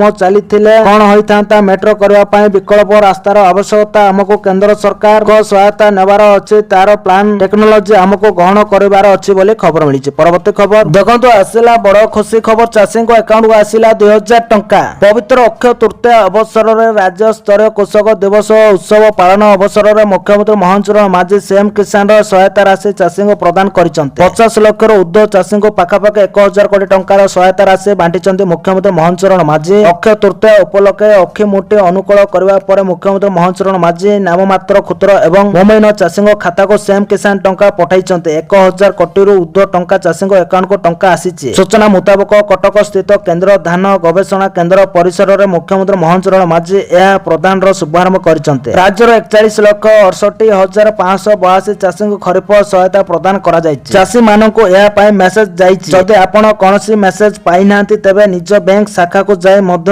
ଆକାଉଣ୍ଟ ଚେକ୍ କରିପାରିବେ। ସରକାର 2000 ସହାୟତା ରାଶି ପଠାଇଛନ୍ତି ବୋଲି ଖବର ମିଳିଛି। ପରବର୍ତ୍ତୀ ଖବର ଦେଖନ୍ତୁ, ଆସିଲା ବଡ଼ ଖବର। 4000 କୁ ଗିରଫ, 21 ଲୋକଙ୍କୁ ଫାଶୀ ଦେଇଥିଲା ଇରାନ। ଇରାନରୁ ଏକ ପ୍ରମୁଖ ଖବର ଏବେ ସାମ୍ନାକୁ ଆସିଛି। ଆଜି ପର୍ଯ୍ୟନ୍ତ ଇରାନ 21 ଜଣଙ୍କୁ ଫାଶୀ ଦେଇ ମୃତ୍ୟୁଦଣ୍ଡ ଦେଇଛି। ଏହା ସହିତ 4000 ଜଣଙ୍କୁ ଗିରଫ କରି ଜେଲରେ ରଖାଯାଇଛି। ଫେବୃଆରୀ 28ରେ ଆମେରିକା ଏବଂ ଇସ୍ରାଏଲ ଦ୍ୱାରା ଇରାନ ବିରୋଧରେ ଆରମ୍ଭ ହୋଇଥିବା ମିଳିତ ଅଭିଯାନ ପରେ ଏହି କାର୍ଯ୍ୟାନୁଷ୍ଠାନ ନିଆଯାଇଛି। ଏହି ସମୟରେ ଜାତିସଂଘ ମଧ୍ୟ ଏହି ସମ୍ପୂର୍ଣ୍ଣ ବିଷୟ ଉପରେ ଏକ ବିବୃତ୍ତି ଜାରି କରିଛି। ଜାତିସଂଘ ପ୍ରକାଶ କରିଛି ଯେ ଇରାନକୁ ନେଇ ଆମେରିକା ଏବଂ ଇସ୍ରାଏଲ ମଧ୍ୟରେ ଶତ୍ରୁତା ଆରମ୍ଭ ହେବା ପରଠାରୁ ତେହେରାନ ଏପର୍ଯ୍ୟନ୍ତ 21 ଜଣଙ୍କୁ ମୃତ୍ୟୁଦଣ୍ଡ ଦେଇଛି। ଏହା ବ୍ୟତୀତ 4000ରୁ ଅଧିକ ଲୋକଙ୍କୁ ଗିରଫ କରାଯାଇଛି। ମଧ୍ୟପ୍ରାଚ୍ୟରେ ଉତ୍ତେଜନା ଜାରି ରହିଛି। ବର୍ତ୍ତମାନ ପର୍ଯ୍ୟନ୍ତ ଇରାନ ଏବଂ ଆମେରିକା କୌଣସି ପ୍ରକାର ଯୁକ୍ତିରେ ପହଞ୍ଚି ନାହାନ୍ତି। ଏହା ବ୍ୟତୀତ ଇରାନ ଦ୍ୱିତୀୟ ପର୍ଯ୍ୟାୟ ଶାନ୍ତି ଆଲୋଚନାରେ ଅଂଶଗ୍ରହଣ କରିବାକୁ ମନା କରିଦେଇଛି। ସମକାଳୀନ ଭାବରେ ଆମେରିକା କଠୋର ଚେତାବନୀ ସହ ଇରାନକୁ ଧମକ ଜାରି ରଖିଛି ବୋଲି ଖବର ମିଳିଛି। ପରବର୍ତ୍ତୀ ଖବର ଦେଖନ୍ତୁ, ଆସିଲା ବଡ଼ ଖବର। ମୁଣ୍ଡରେ ହାତ ଦେଲେଣି ଟ୍ରମ୍ପ। ଇରାନ ସହ ଯୁଦ୍ଧ ଲଢ଼ି ନିଜର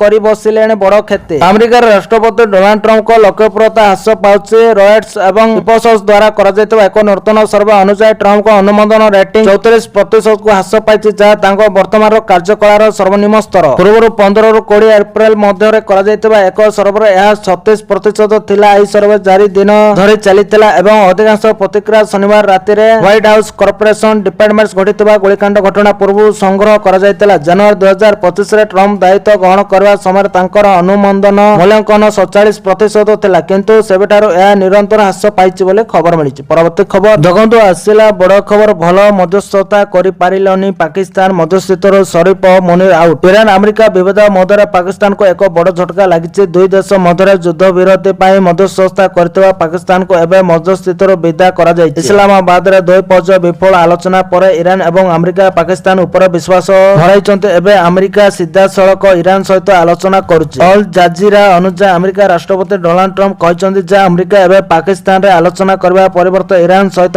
ଫୋନ ମାଧ୍ୟମରେ ଆଲୋଚନା ଉପରେ ଧ୍ୟାନ ଦେଉଛି। ଇରାନ ସହିତ ଆଲୋଚନାରେ ଯଥେଷ୍ଟ ଉନ୍ନତି ହୋଇଛି। ଇରାନୀ ସାଂସଦ ଇବ୍ରାହିମ ରେଜାଇ କହିଛନ୍ତି ଯେ ପାକିସ୍ତାନ ମଧ୍ୟସ୍ଥତା ଭାବରେ ତାର ବିଶ୍ୱସନୀୟତା ହରାଇଛି ଏବଂ ଆମେରିକା ଆଗରେ ମୁଣ୍ଡ ନୁଆଉଛି। ପାକିସ୍ତାନ ଏକ ଭଲ ବନ୍ଧୁ ଏବଂ ପଡ଼ୋଶୀ ହୋଇଥିଲେ ମଧ୍ୟ ଅବିଶ୍ୱାସ ଯୋଗୁଁ ଆଲୋଚନା ପାଇଁ ଉପଯୁକ୍ତ ମଧ୍ୟସ୍ଥତା ନୁହେଁ ବୋଲି ଖବର ମିଳିଛି। ପରବର୍ତ୍ତୀ ଖବର ଦେଖନ୍ତୁ, ଆସିଲା ବଡ଼ ଖବର। କିଷାନ କ୍ରେଡିଟ୍ କାର୍ଡ ମାଧ୍ୟମରେ କେତେ ଲୋନ୍ ନେଇପାରିବେ ଚାଷୀ ଜାଣନ୍ତୁ ପୁରା ନିୟମ। ଖରା ତରାରେ ଚାଷ କରିବା କେତେ ଯେ କଷ୍ଟ ତାହା କେବଳ ଚାଷ କରିବା ଲୋକ ହିଁ ଜାଣିଛି। ଆଉ ଏଥିପାଇଁ ବିପୁଳ ପରିମାଣର ଟଙ୍କାର ମଧ୍ୟ ଆବଶ୍ୟକତା ରହିଛି। ତେଣୁ ଚାଷ କରିବା ପାଇଁ ଜଣେ ଚାଷୀ ଅନେକ ଧାର କରଜ ମଧ୍ୟ କରିଥାଏ ଆଉ ସବୁବେଳେ ଚିନ୍ତାରେ ମଧ୍ୟ ରୁହେ। କିନ୍ତୁ ଆଜିର ସମୟରେ ଚାଷ ଖର୍ଚ୍ଚ ପାଇଁ ଟଙ୍କା ବ୍ୟବସ୍ଥା କରିବା ଆଉ ଏକ ବଡ଼ ଚ୍ୟାଲେଞ୍ଜ ହୋଇନାହିଁ।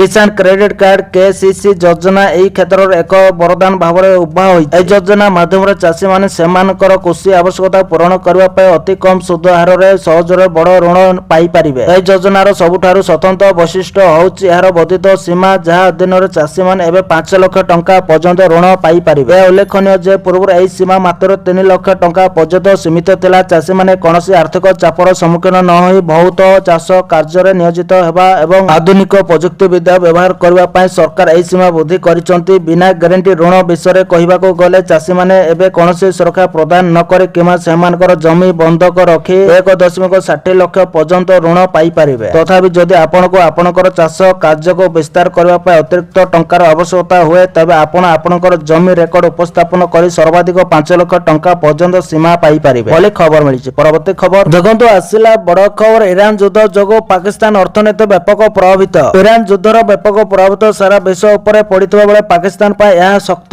ଧକ୍କା ପରି ଦେଇଛି। ପାକିସ୍ତାନ ଗତ 2 ବର୍ଷରେ ଯେତିକି ଅଗ୍ରଗତି କରିଥିଲା, ପଶ୍ଚିମ ଏସିଆର ଯୁଦ୍ଧ ଯୋଗୁଁ ତାହା ସର୍ବାଧିକ ପ୍ରଭାବିତ ହୋଇଛି। ପାକିସ୍ତାନ ପ୍ରଧାନମନ୍ତ୍ରୀ ଶେହବାଜ ଶରିଫ ବୁଧବାର କ୍ୟାବିନେଟ ବୈଠକରେ ଏହା ସ୍ୱୀକାର କରିଛନ୍ତି। ପାକିସ୍ତାନରେ ତୈଳ ଆମଦାନୀ ବିଲ୍ $300 ରୁ $800 ପହଞ୍ଚିଛି। ପାକିସ୍ତାନ ଅର୍ଥନୀତି ଉପରେ ଏହାର ଗଭୀର ପ୍ରଭାବ ପଡ଼ିଛି। ପୂର୍ବ ସପ୍ତାହ ତୁଳନାରେ ଚଳିତ ସପ୍ତାହରେ ପେଟ୍ରୋଲିୟମ ବ୍ୟବହାର ହ୍ରାସ ପାଇଥିବା ସେ ମଧ୍ୟ ଉଲ୍ଲେଖ କରିଛନ୍ତି। ଶେହବାଜ ଶରିଫ ଟାସ୍କଫୋର୍ସ ପ୍ରତିଦିନ ସ୍ଥିତି ଉପରେ ନିରୀକ୍ଷଣ କରୁଛନ୍ତି ବୋଲି ଖବର ମିଳିଛି। ପରବର୍ତ୍ତୀ ଖବର ଦେଖନ୍ତୁ, ଆସିଲା ବଡ଼ ଖବର। ବଦଳିଲା ଆଟାରେ ରିଟ୍ରିଟ୍ ସମୟ ସନ୍ଧ୍ୟା 5:30 ରୁ 6ଟା ବଦଳରେ ସନ୍ଧ୍ୟା 6ଟା ରୁ 6:30 ପର୍ଯ୍ୟନ୍ତ ହେବ ଆୟୋଜନ। ଆଟାରୀ ସୀମାରେ ବଦଳିଲା ରିଟ୍ରିଟ୍ ସମୂହର ସମୟ ଏବେ ସନ୍ଧ୍ୟା 6ଟା ରୁ 6:30 ପର୍ଯ୍ୟନ୍ତ ଏହି କାର୍ଯ୍ୟକ୍ରମ ଆୟୋଜନ କରାଯିବ। ଆଜିଠାରୁ ଲାଗୁ ହେବ ନୂଆ ସମୟ। ଅମୃତସର ଠାରୁ ପ୍ରାୟ 30 କିଲୋମିଟର ଦୂର ଭାରତ ପାକିସ୍ତାନ ସୀମାନ୍ତ ଅଟାରୀରେ ପ୍ରତିଦିନ ରିଟ୍ରିଟ୍ ସମୂହର ଆୟୋଜନ କରାଯାଇଥାଏ। ପୂର୍ବରୁ ଏହା ସନ୍ଧ୍ୟା 5:30 ରୁ ସନ୍ଧ୍ୟା 6ଟା ପର୍ଯ୍ୟନ୍ତ ଆୟୋଜନ କରାଯାଉଥିଲା। ଏବେ ଏହାର ସମୟ ପରିବର୍ତ୍ତନ କରାଯାଇଛି। ଦିବାଲୋକ ଓ ସୁରକ୍ଷା ଦୃଷ୍ଟିରୁ କର୍ତ୍ତୃପକ୍ଷ ସମୟ ପରିବର୍ତ୍ତନ କରିଛନ୍ତି। ଏବେ ସନ୍ଧ୍ୟା 6ଟା ରୁ 6:30 ପର୍ଯ୍ୟନ୍ତ ଏହି କାର୍ଯ୍ୟକ୍ରମ ଆୟୋଜନ କରାଯିବ। ହଜାର ହଜାର ଲୋକ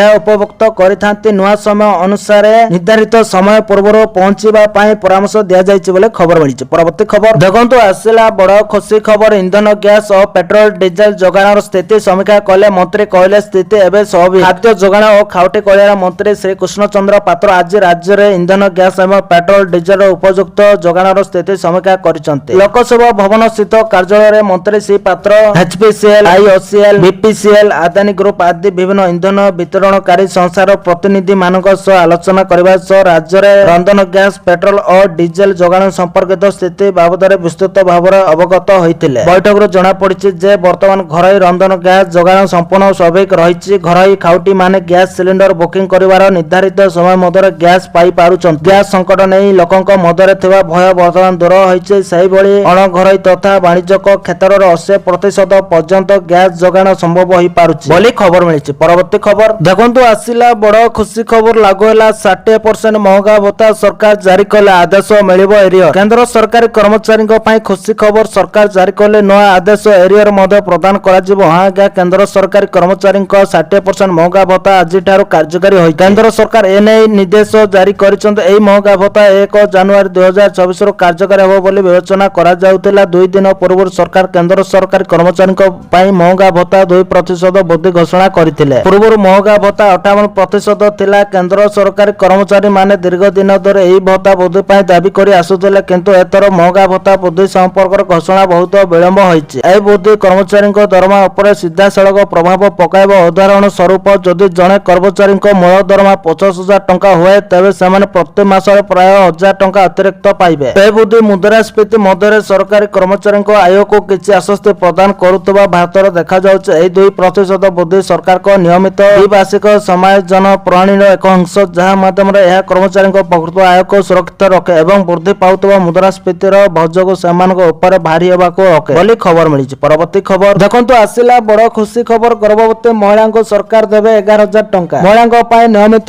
ସମୟ ଅନ୍ତରାଳରେ ବିଭିନ୍ନ ଯୋଜନା କାର୍ଯ୍ୟକାରୀ କରୁଛନ୍ତି ସରକାର। ବର୍ତ୍ତମାନ ଏଭଳି ଏକ ଯୋଜନା କାର୍ଯ୍ୟକାରୀ କରିଛନ୍ତି ମୋଦି ସରକାର। ଏହି ଯୋଜନାରେ ସାମିଲ ହେଉଥିବା ମହିଳାଙ୍କୁ ମିଳିବ 11,000 ଟଙ୍କା ଯୋଗାଇ ଦେବେ କେନ୍ଦ୍ର ସରକାର। ଏହି ଯୋଜନାର नाम होची प्रधानमंत्री मातृबंधन योजना। महिला मानक पय भारत सरकार महिला और शिशु विकास विभाग द्वारा यह आयोजित होइछि। एही योजना देशर महिला मानक अनेक सुविधा जोगाई दउछि। प्रधानमंत्री मातृबंधन योजना अधीन गर्भवती को विभिन्न किस्ती 11,000 टंका आर्थिक सहायता प्रदान करा जाउछि। एही योजना भारतर समस्त राज्य लागू होइछि। ओडिसा रे एही योजना सह राज्य सरकार को ममता योजना मिलित भावे कार्य करुछि। प्रधानमंत्री मातृबंधन योजना गर्भवती एवं स्तनपान करुवा महिला माने आवेदन करि पारिबे बोले खबर मिलिछि। परवर्ती खबर देखंतु आसिला बड़ खुशी खबर। छात्र छात्री को मासको मिलिबो 9,000 टंका। केंद्र सरकार प्रधानमंत्री इंटर्नशिप योजना आरंभ करिसंते। एही योजना माध्यम रे युवा वर्ग माने शिक्षा एवं कार्य अभियोक्ता उभय पाई पारिबे, जहा फल रे भविष्यत रे सेमानक पय चाकरी खोजबा सहज होबो। एबे अधिक युवक मानको यार लाभ पाइबारे सहायता करबा पय एही योजना रे किछि नूतन परिवर्तन करा जायछि। तबे आसंतो या विषय अधिक जानिबा। प्रधानमंत्री इंटर्नशिप योजना एक पदक्षेप जहा युवपीढ़ी को बड़ कंपनी रे इंटर्नशिप करिवार सुजोग प्रदान करे। यह भविष्यत नियुक्ति सुजोग को सुगम करिता। एही योजना विशेष भाबरे सही युवकଙ୍କ ପାଇଁ उद्दिष्ट जे माने वर्तमान पाठ पढुचंती किमा सद्य स्नातक हासिल करी कोन करिवे बोली चिंता करचंती। कार्य अभियोक्ता हासिल करबा को चाहुतबा किमा करियर रे आगो को बढ़िबा को चाहुतबा युव वर्ग मध्य रे एही योजना रे अप्लाई करि परिबे। पूर्व एही योजना रो बयस सीमा 21 रो 24 वर्ष थिला, किंतु सरकार एबे बयस सीमा 18 रो 25 वर्ष को वृद्धि करचंती। यार अर्थ होउची अधिक युवती युवक एतेरे अंशग्रहण करि पारिबे। कॉलेज छात्र छात्री स्नातक एवं नूतन चाकरी खोजुतबा युव युवती माने प्रधानमंत्री इंटर्नशिप योजना रे आवेदन करि पारिबे। एही योजना अनुसार इंटर्न माने एबे मासिक 9,000 टंका स्टाइपेंड पाइबे। पूर्व 5,000 टंका मिलुतला, किंतु एबे या को बढा जाई 9,000 टंका करा जायछि बोली खबर मिलिछि। परवर्ती खबर देखंतु आसिला बड़ खबर। संशोधन हबो हाईकोर्ट रो बनानगत त्रुटि। ओडिया अशिष्टता और एक परिचय होउछि ओडिशा हाईकोर्ट विधि व्यवस्था आईन को कार्यकारी करबा जार मूल लक्ष्य हेले ओडिया हाईकोर्ट रो विकृत बनान खांटी ओडिया को बोधगम्य होउनी। सरकार परे सरकार बदलिछि हेले कहीं सृष्टि होई नांती। केबे ओडिशा हाईकोर्ट बदल रे ओडिशा हाईकोर्ट हबा।